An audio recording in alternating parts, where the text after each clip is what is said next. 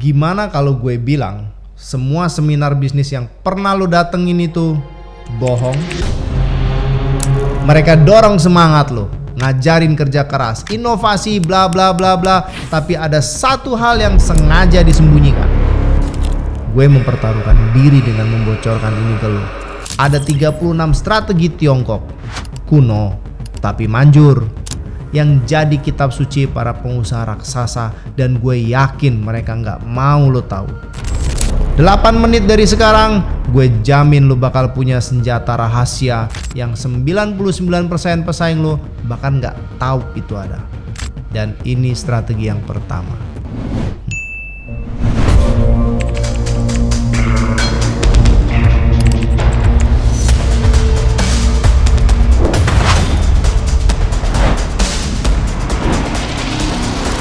Hai, gue Alex. Lo sadar gak? Semakin berusaha naik, semakin banyak panah yang mengincar punggung lo. Di dunia bisnis, lo itu target di papan panahan. Salah gerak, lo hancur.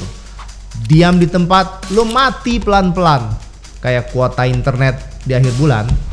Dan gue tahu rasanya. Jadi gimana caranya bergerak maju tanpa terdeteksi radar musuh? Jawabannya ada di strategi pertama yang mau gue bocorin. Mantian Kuo Hai. Mengelabui langit untuk menyeberangi samudra. Strategi ini sederhana. Intinya lu jalani sesuatu yang besar di depan mata orang, tapi dibungkus kayak hal remeh.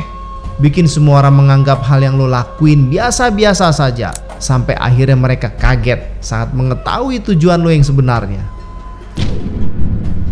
Sejarah Tiongkok kuno menceritakan bahwa Kaisar Tang Taichung takut laut tapi harus menyeberang. Sang jenderal menyiasati dengan cerdik. Kapal disamarkan jadi ruang pesta.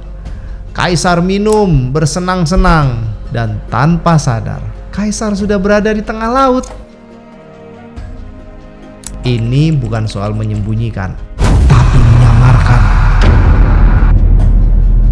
Biarkan mereka meremehkan dan berpikir lu cuma main-main. Karena ledakan yang paling dahsyat datang dari kesunyian. Kayak kentut aja yang tiba-tiba muncul dari orang yang pendiam.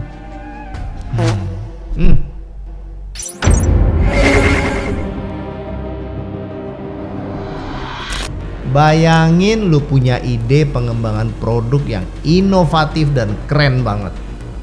Kalau lu umumkan sekarang, apa yang terjadi? Pesaing panik. Mereka siapin counter attack. Ide lu bisa dicuri bahkan sebelum lahir. Salah total. Lu bisa pakai strategi Mantian Kuo Hai. Rilis fitur baru, tapi sebut itu cuma update kecil atau sedikit penyesuaian fitur. Kedua istilah ini secara sengaja dirancang untuk terdengar nggak penting dan nggak menarik. Masa gitu doang ngaruh, bos? Kelihatan cemen dong. Justru itu intinya, Ton. Biarin mereka pikir kita cemen. Padahal penyesuaian fitur itu adalah fondasi untuk teknologi baru yang sebulan lagi bakal bikin produk kompetitor kelihatan kayak barang rongsokan.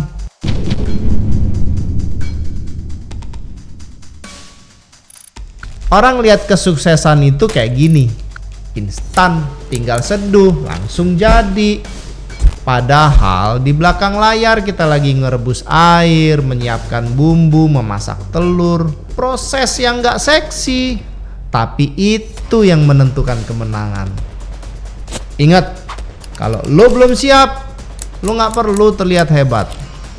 Bergeraklah dalam senyap.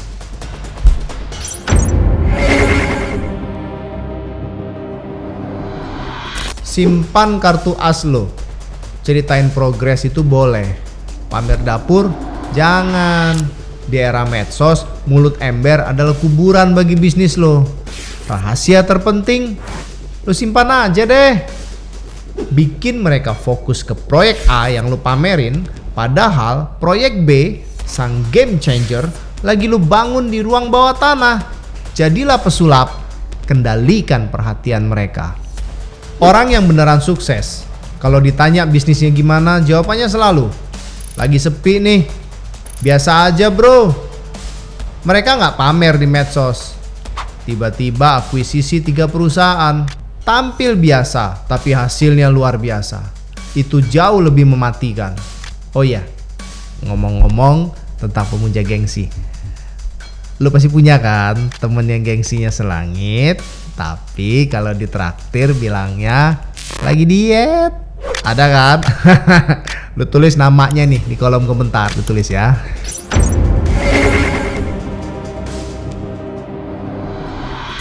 Apple melakukannya di depan mata kita semua. Bertahun-tahun mereka bikin dunia fokus ke iPhone. Desain baru, warna baru, hal-hal sepele, kamuflase yang sempurna. Padahal mereka diam-diam nyiapin revolusi, chip M1 pada komputer Mac. Dan saat dirilis, boom! Seluruh industri komputer gemetar. Intel keringat dingin. Itu bukan keajaiban satu malam, tapi hasil dari bertahun-tahun kerja dalam senyap. Dan lo bisa melakukan hal yang sama, bahkan di skala yang kecil. Nggak harus bikin chip M1. Mulai aja dengan ngumpetin rencana liburan lo. Biar nggak ada yang nitip oleh-oleh. Just tip nggak nitip duit.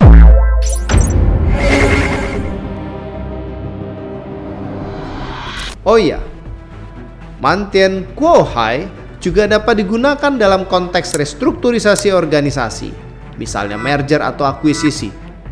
Manajemen perusahaan menjalankan operasional seperti biasa, rapat-rapat rutin, komunikasi eksternal secara normal.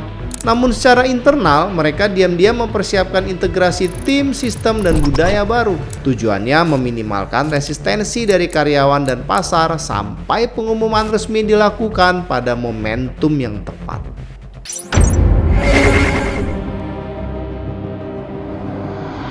Diam bukan berarti lo lemah.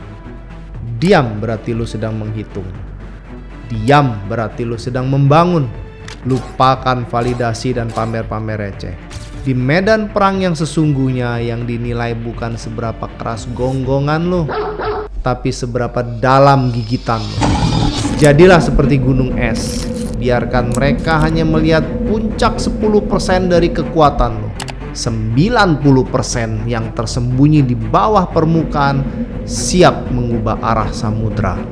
Jadi pertanyaan gue buat lo, apa lautan yang mau lo seberangi diam-diam? Oke bos, gue ngerti.